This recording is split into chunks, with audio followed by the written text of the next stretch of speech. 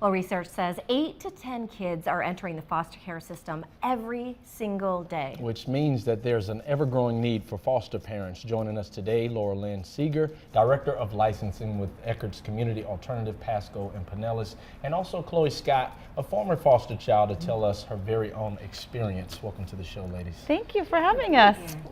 Well, when it comes to foster care, there really is this need. When you hear the statistics, 8 to 10 kids every single day, there is a big need for foster parents out there. Yes, we do. There's, like I said, you said 8 to 10 children are removed every day. We need foster families for anywhere from babies all the way through 17 years old. Right now in the state of Florida, and especially in our area in Pinellas, Pasco, and Hillsborough County, there is an influx of children coming into care, and teenagers especially being removed right now. You know, they're not being removed just to be removed. There's there's safety problems. They can't stay in the home with their birth families, and so they have to be taken out. And if there's not a relative or a non-relative, then they come into foster care. And so we need foster families to take care of our kids and reparent, teach them, give them structure, you know, really just love them and really to help them get through a really tough time. Now, what are the steps that a parent needs to take to qualify to be able to adopt a child? Sure, or foster a child. Foster a child. So what happens is they make a phone call to us and we have an orientation. It's about a 2-hour orientation, and we have them in all locations in Pasco and Pinellas and Hillsborough County.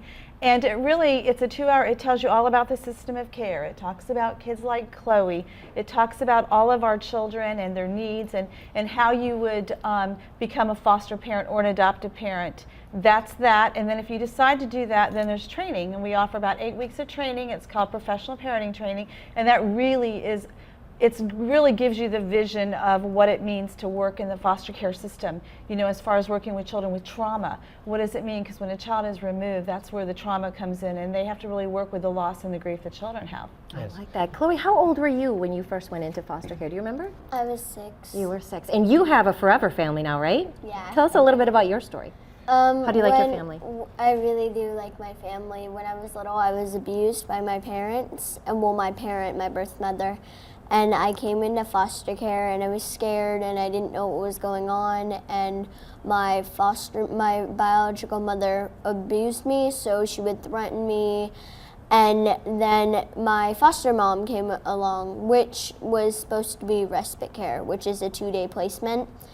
And we were supposed to go somewhere else, and I had a sister with me. So we needed to stay together, and she was a teenager, and no one else would take us except for our temporary placement.